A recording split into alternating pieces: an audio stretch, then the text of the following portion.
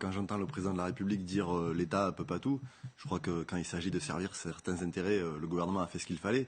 Et aujourd'hui, nous, avec la France Insoumise, on est la seule force politique à proposer une chose, c'est-à-dire le blocage des prix. L'État peut le faire aujourd'hui. C'est pas avec un espèce de chèque qui est une aumône en réalité à des Françaises et des Français et avec une baisse des taxes qu'on va avoir une politique qui permettra de sortir de cette crise-là. Aujourd'hui, si on prend le total, c'est quasiment 8 milliards de dividendes. Allons puiser dans celles et ceux qui aujourd'hui s'enrichissent alors qu'on a des millions de Français qui souffrent d'une crise. Et je crois qu'il y a aussi une vision à long terme qui est celle de la planification écologique qu'on porte depuis longtemps avec Jean-Luc Mélenchon, qui est d'organiser une société, remettre des services publics de proximité pour permettre aux gens de sortir de la voiture. Ça, c'est du long terme. Et sur le court terme, je le redis ici, nous demandons le blocage des prix. C'est une mesure que le gouvernement peut mettre en place.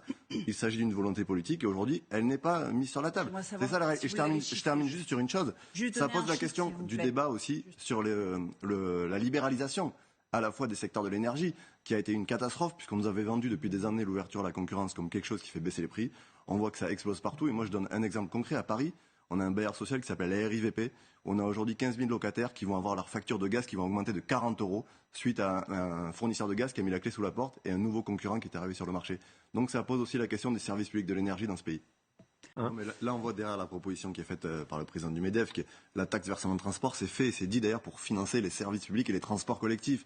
Donc on est quand même sur un objectif qui est quand même de diminuer la part de voitures dans ce pays et de sortir de cette logique-là. Et on va transformer une taxe qui jusqu'à présent était censée financer les transports publics et les transports en commun pour permettre aux gens de prendre leur voiture. Donc c'est pas sérieux. C'est encore une fois, c'est que des palliatifs. C'est pas des mesures de long terme qui vont résoudre. À chaque fois qu'on va avoir une hausse des prix, on va faire un chèque.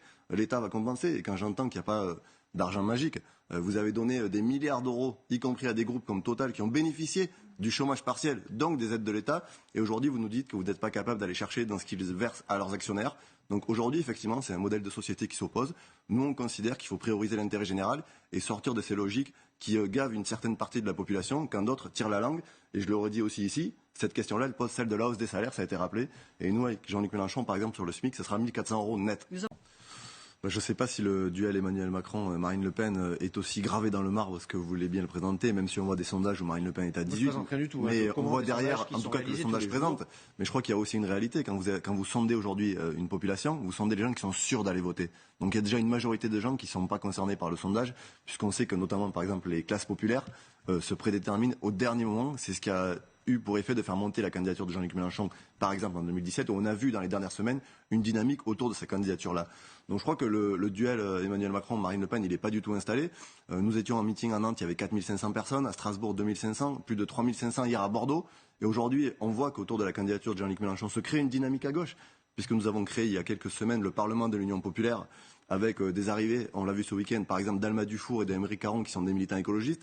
Et je salue ce matin l'arrivée de Claire Lejeune, qui est une ancienne dirigeante des jeunes écologistes, qui s'est beaucoup investie dans les marches climat, et qui pense qu'aujourd'hui la candidature de Jean-Luc Mélenchon, c'est celle qui répond à l'écologie, parce qu'elle a un projet de radicalité sociale, environnementale, de nature à répondre aux urgences. Donc ce scénario, il a essayé d'être installé, et notamment par le président de la République, qui est incapable de convaincre sur son programme, a fait le choix d'être le seul candidat face à l'extrême droite pour être réélu par défaut. Et je termine sur une chose, Emmanuel Macron, quand est-ce qu'il va se déclarer candidat? Mais il est déjà candidat depuis des semaines. Il est candidat depuis des semaines. Quelqu'un lui a posé la question hier. J'entends que M. Véran dit que Emmanuel Macron doit indexer sa candidature sur la crise sanitaire, mais ça n'a pas beaucoup dérangé la crise sanitaire pour accepter de prendre la présidence de l'Union européenne, alors qu'on est en période électorale et qu'on sait qu'on va avoir un nouveau président ou une nouvelle présidente de la République. À l'époque, les Allemands avaient fait preuve de responsabilité. Ils avaient refusé la présidence de l'Union européenne en disant nous sommes en campagne et nous ne pouvons pas prendre cette responsabilité-là parce que nous ne savons pas qui sera aux affaires dans quelques semaines. Et Emmanuel Macron, le discours qu'il a fait à l'Union européenne, c'est un discours de campagne.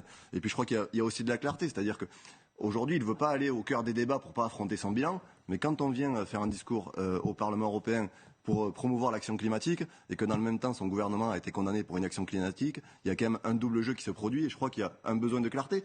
Et on ne remet pas en cause le fait que le chef de l'État et le gouvernement travaillent sur la crise sanitaire. C'est pas le même sujet. C'est un besoin de clarification et de clarté et de dire je suis candidat à l'élection présidentielle, un devoir de vérité aux Français, d'entrer dans l'arène politique et d'accepter de débattre sur les propositions et le programme avec les autres candidates et candidats. C'est ça le véritable sujet. On entend que la crise sanitaire occupe l'agenda du président de la République et qu'il faut gérer cette crise-là.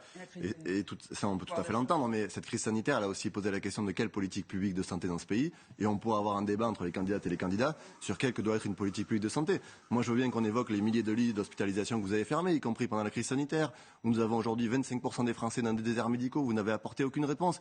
Et vous avez saccagé l'hôpital public depuis des décennies. Vous fermez des lits d'hôpitaux pendant une période de pandémie. C'est absolument inacceptable.